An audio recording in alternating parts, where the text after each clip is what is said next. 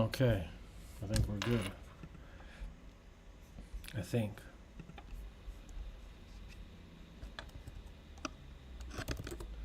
Let's verify.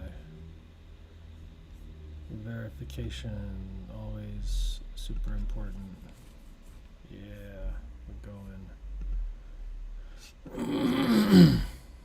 Okay. Alright, where are we at? Still doing the SEO audit and the PDF parser. So the SEO.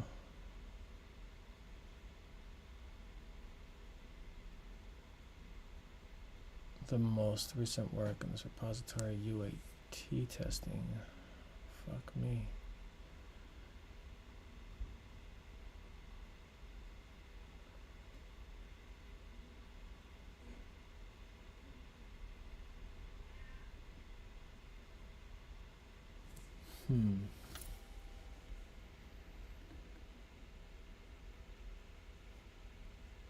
Strange.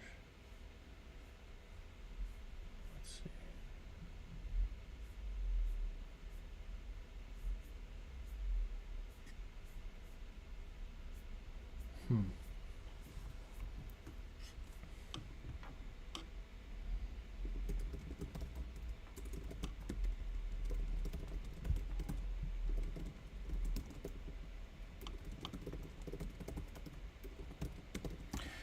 So the problem is that I had to walk away. I had to run some errands. And when I came back, I no longer remember the last message that I sent, and I have to scroll up very far. So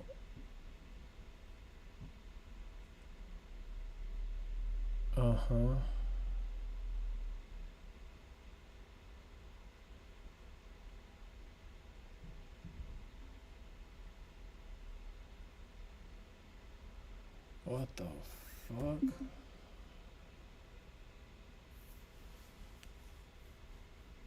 Oh, this is so confusing. Okay, because we just did a compression. I'm gonna stop this and I'm going to try and restart it with yeah. I'm gonna try and restart this with basically. So I'm going to all the new tools that I added.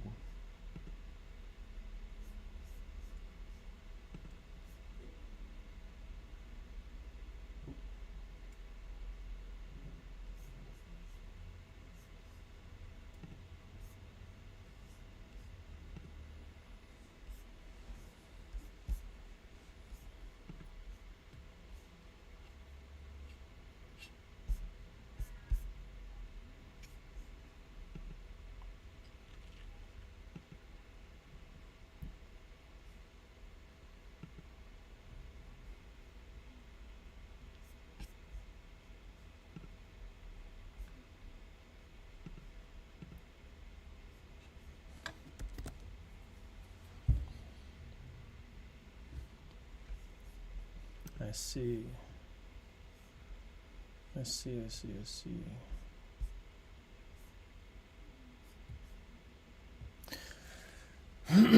So open code. I'm adding some plugins to open code so that it kimi with open code so that it works a little better. And a lot of the plugins that I was previously using in Claude Code, like Claude Flow, are not compatible with open code. And that's turning out to be a bit of a problem, but I don't know how big of a problem.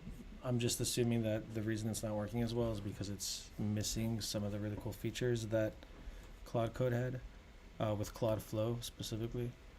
And excuse me. And that stuff matters. So at least that's what I think.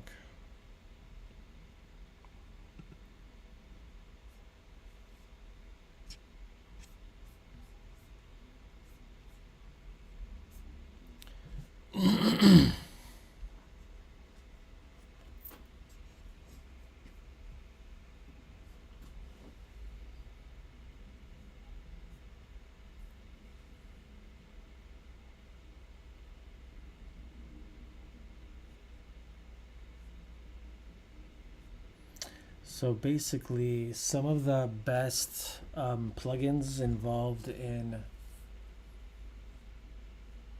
Cloudflow, I think, were the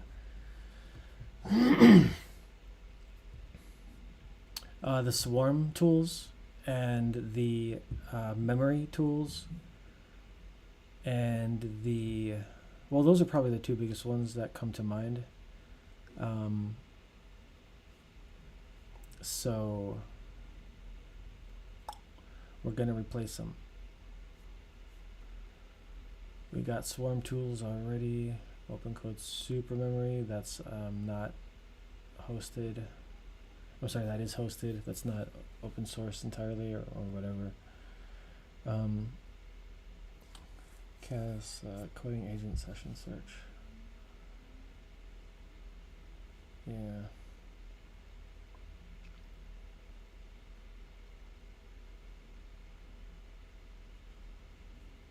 Yeah, there's not a ton.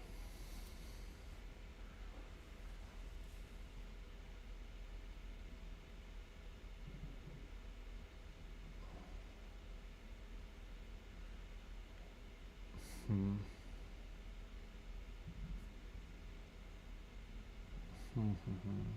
This is a question I don't want to have to think about, but unfortunately, I put this on myself.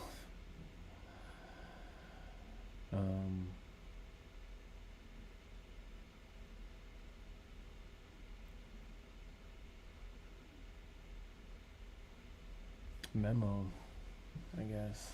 Does this really just not a topic? Do people not have an answer to this question?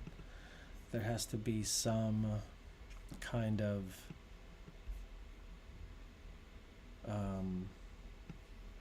open code memory solution, right? It just seems like obvious. Where would I find out? Let's look.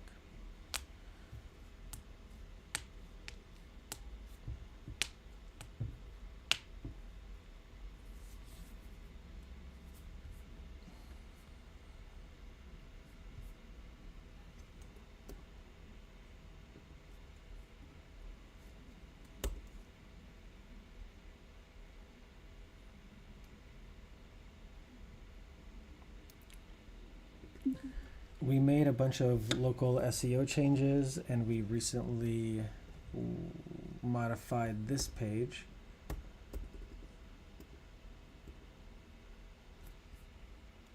There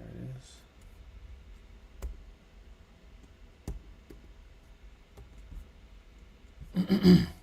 Does this look familiar to you? And can you find the branch with the associated work so that we can ensure that we pushed all the latest code to main?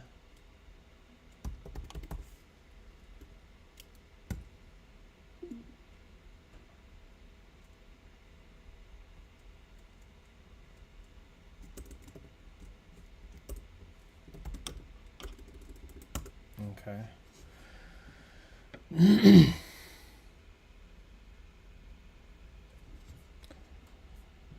Okay.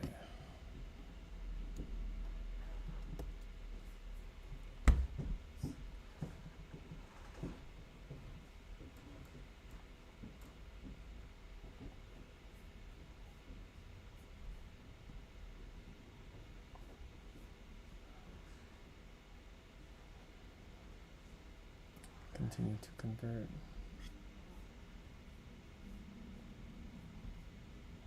And then we're gonna estimate 83 cents. All right, so I'm doing a conversion of a really interesting article that I've been wanting to look at, which is part of this whole rift between the executive function folks and the IQ folks. I don't know much about it, but I would say that the executive function folks recognize the cultural implications of IQ tests, despite the really challenging, um, despite the really challenging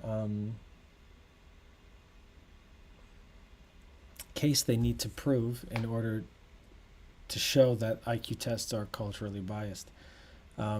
So the executive function people went through this a different way, as far as I can tell. By instead of proving that there was a cultural bias, they proved something simpler, which was something like, does this test, is, let's say that it's given that this test proves Y. But that test is too closely associated with IQ tests.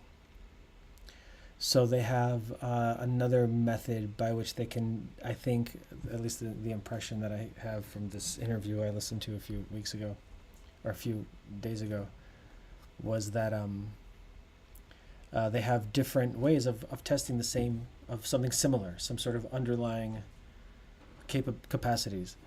And so when they do that, they find that,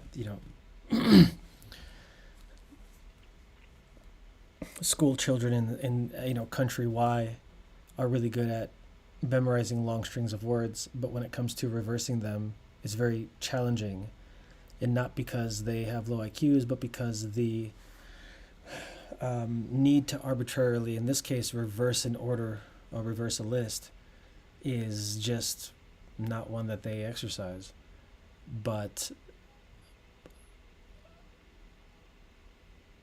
that doesn't mean that they have the IQ of a small child, or something like this. So this is all really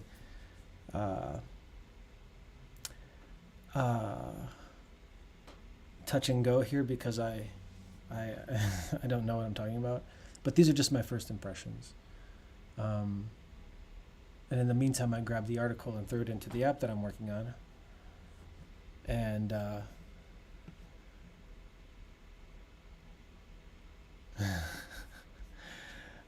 threw it into the app that I'm working on, and I'll get some interesting stuff back. We'll see how I like it.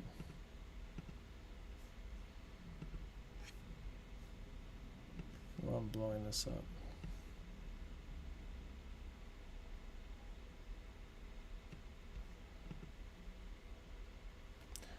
And is it working? It seems to be working. Slowly. Very slowly. It says 53 minutes remaining. That's not accurate. That's not going to take 53 minutes.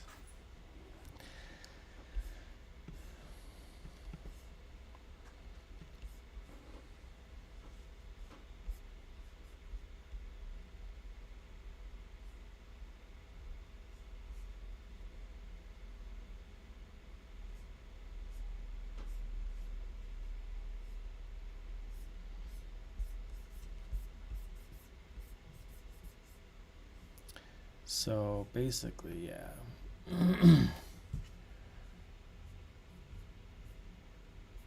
Nice. What does it sound like? The cultural construction of executive function. In the field of cognitive science, the term executive function refers to basic mental abilities. However, most tests designed to measure these skills might actually be capturing culturally specific thinking patterns rather than universal traits. This is because these tests often involve abstract and decontextualized problem solving, which research shows develops mainly in societies with widespread access to schooling. Our study compares how children perform on standard executive function tasks across different cultural settings. We examined children between the ages of 5 and 18 from 4 distinct groups. The first group comes from the United Kingdom. Mm-hmm.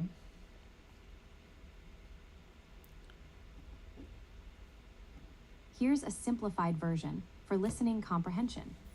Does executive function refer to universal features of the human mind, or is it tied to specific cultural experiences? Understanding this difference is crucial for cognitive science. Executive function is defined as a group of mental processes that help control behavior. For decades, it has been a major focus in cognitive research. Tasks measuring executive function are often used in studies of other mental processes. These tasks have also been used in national policies as standard assessments. Some researchers even claim they provide a universal measure of early development.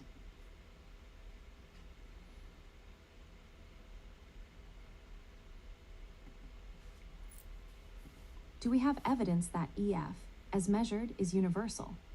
The widespread use and promotion of typical executive function, or EF, measures raises concerns because their assumed universality hasn't been fully proven. EF research has often treated performance on these tasks as evidence of universal cognitive control. Okay, cool. Can't wait to dive into that further. What else? We were updating the SEO audit page to reflect the state of all the pages. Accurately reflect the stages, the stage that each page is in, and which of the features, search optimization features we have implemented.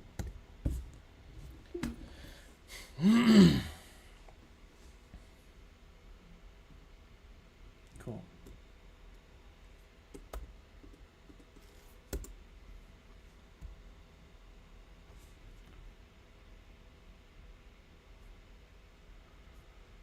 Okay.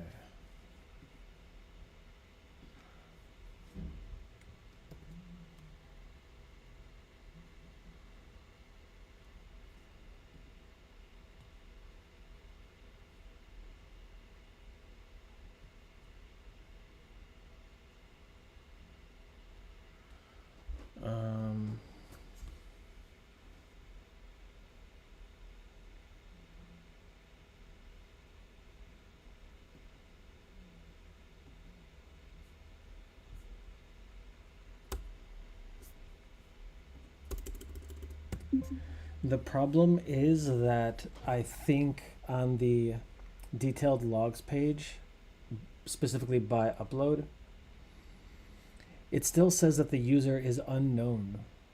But I literally just performed a request. So I know that TTS was called, and yet I don't see it. I see synthesize, I see transform, I see structure extraction. Oh no, synthesize. Synthesize must be. No, I actually don't know.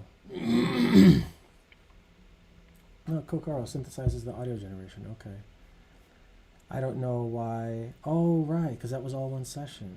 Okay, that worked. That worked. Okay. Now I want to. Okay, so let me start over because that looks good. That looks like it's supposed to. So basically what I did is I want to track all the inputs and all the outputs for the app that I'm building, right? No, that makes sense. So what I've done is, one moment. So what I've done is basically everything that comes in, all the money that comes in through added balances and not added balances, but through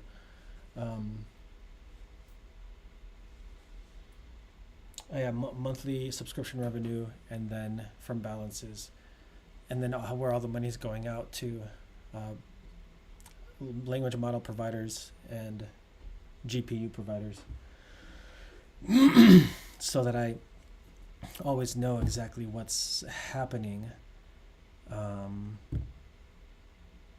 and so that I can gauge how much money I can give away, basically, either in what's it called? Either as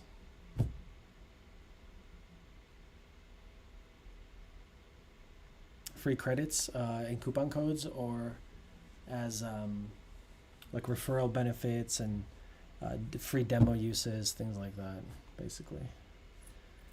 Okay, so this is good. The one issue is that it says the user's unknown. I see that my session, my upload, which started at 3:14, successfully tracked. So it tracked all of the text and modal use, but it still attributes all of this to unknown. Meanwhile, I was logged in. We know exactly who incurred these transaction costs. We know exactly to whom they belong. So we should accurately, capture that in the users column. Learning got Tourette's.